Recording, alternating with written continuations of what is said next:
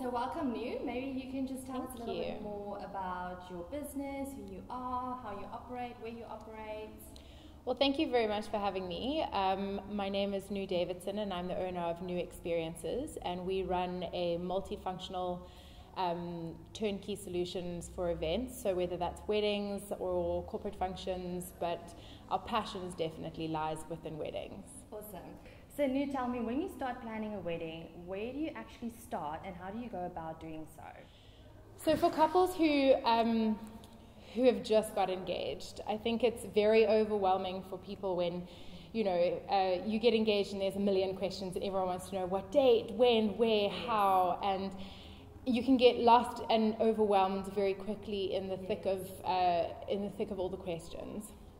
I think it would be important for me to say a good starting point is to to go back to the drawing board with your partner.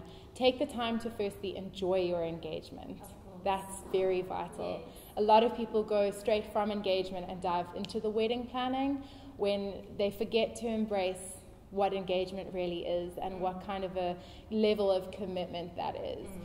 And I'd say starting the planning process, the two biggest tips I could give is to identify what it is that you are wanting out of your wedding day. So what are the important factors of your wedding day? Why are you having it? Is it, to gather all your loved ones together, to have in a beautiful setting, to have good drinks, amazing food, and lovely music? What more could one ask for? So to start the process, identify what it is you want to achieve out of your wedding, what kind of an experience you want, as well as then start identifying what venue you would want to be looking at. Awesome. How does one allocate budget to certain aspects of your wedding? Because that's always such an overwhelming thing as well, because you don't know what things cost. You don't. And budget is something that is one of the most challenging parts of a wedding planning. I'm sure it is challenging for the couple, for the families involved, for the wedding planners. It is quite a challenge, and having a budget is very important. So a lot of people come in, I would say budget and guest list are the hardest tackles, are the hardest hurdles of planning a wedding. Exactly. Guest list is another level. But guest list hugely affects your budget. So they kind of go hand in hand. If you have, for example, 300,000 Rand as your budget, which is about an average wedding in Cape Town, and you have 200 guests, your level of, I suppose, luxury for your wedding is going to be quite different. You may have to find compromise. Either drop your guest list or find a better budget if that's possible. Awesome. And how far in advance would you say you need to book the rest of your vendors? As soon as you have a wedding venue, I would say that you can start slotting that in. But how far in advance would you say is needed for a general Western Cape wedding? For a general, one thing I must mention for your budget planning is to work in order of importance. That helps you identify when you're going to be booking your next supplier, which brings me to the next question of when you should be booking. So your order of importance would be your venue, which then in turn locks your wedding date in. You cannot book anything else if you don't have a wedding date. So your venue is number one, and then you can work on the next fastest booking thing, and prioritize, which would be, say, for example, your photographer. They all have different levels of in the Western Cape of who books the fastest. Photographers book so fast. And then you'd move on to caterers, you'd then move on to the drinks, then you'd then move on to flowers and styling, and definitely don't try to do everything in one. Like, everyone tries to tackle a million suppliers, shoot out a million. Pace yourself a little bit. Pace yourself. Pick a month and pick what you're working on that month. Is it venue and photographer this month? Enjoy picking who you're picking. Okay. Yeah. Which brings me to my next question. How do you go about actually choosing your vendors? And what is the important aspects to consider when choosing your vendor? Choosing your vendors is a personal preference. I could recommend certain people, but I recommend knowing who my couple are. I better understand my couple. Picking your wedding planner, your photographer, your caterer, you must have a connection with them, particularly the people who are going to be in your space during your day. So your wedding planner, you're going to be on a very intimate journey with them. So make sure you have a deep connection with them. Make sure you resonate and you can truly understand each other. Because if one doesn't have a good connection, how are they supposed to manage your expectations and kind of think for you?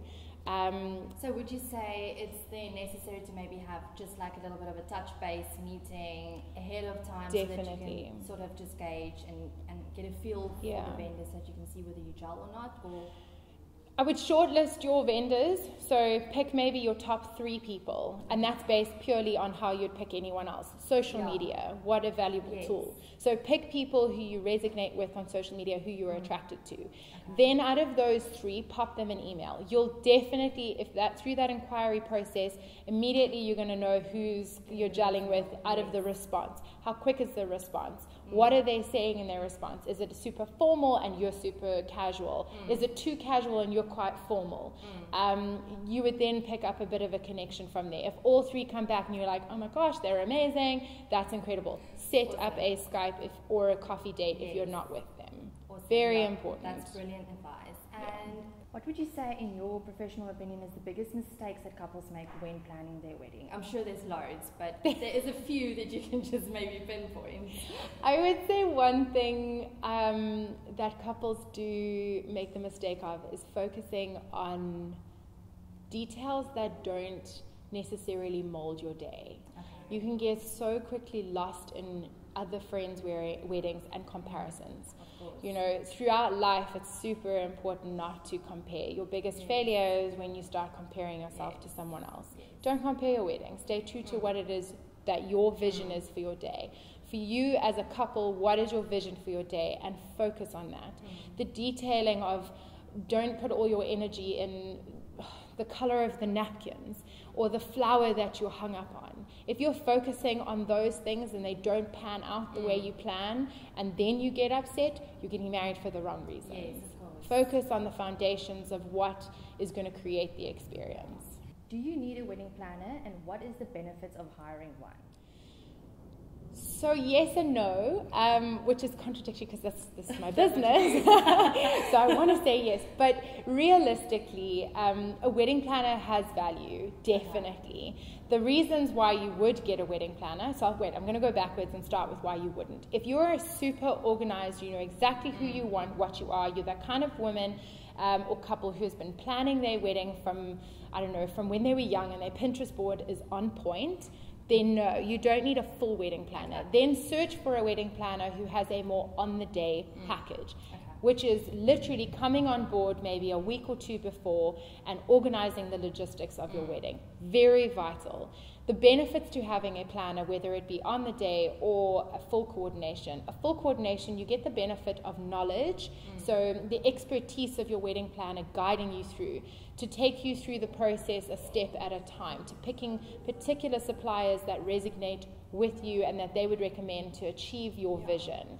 They also are able to negotiate or get better, not necessarily, they do get better rates, but also they can spot when things are missing. They're thinking on a logistical level. They're not going to forget to dot the I's and cross the T's, for example. The hugest importance of having an on-the-day planner, I would say, is an absolute must. If you can afford it, because you don't want your mother or bridesmaids rushing around on the day, stressing because the delivery is late and that hasn't been set up yet, and it's touch and go to literally the moment you sit down and walk your aisle. So yes, they're very, very, very vital. A lot of venues, however, do offer that management as an option. And with that being said, there's sometimes a lot of talk in the industry about the difference between a wedding planner and a coordinator. Is there a difference? Is it the same thing? What would you say? How does that part work? Personal opinion, I would say, is basically the same thing. A coordinator coordinates all the suppliers. That's a vital mistake a lot of people make. When booking a planner or a coordinator, you think that the planner is physically going to be picking up the couch, therefore you don't need a team to set up. Of course. Your planner is not picking up the couch. They are coordinating the vision. It's basically like conducting an orchestra. That's a coordinator. Awesome. Well, yeah. now I know as well. And is there any other advice that you have for couples? I know you spoke about it a little bit in the beginning, like you need to enjoy your day and take everything in, and enjoy the process as well of being engaged. But is there any other tips that you have for the couples? If I were to give one tip for couples to walk away with, is at some point before your wedding, let go and embrace the moment. You've put a lot of energy, effort, and love and money into this day. Embrace it for all that it brings. Whether it brings rain or something doesn't go according to plan, at the foundation of it, the fundamental fact is that you're there to celebrate love. And so stay focused on that. Yeah, and at the end of the day, you got married to the love of your life. So if that happens, all went well. 100%. If you get married at the end of the day, mission accomplished. Awesome. Well, thank you so much for spending time with us, and I certainly have learned a lot. Amazing. So, You're so welcome. Thanks for having me on board.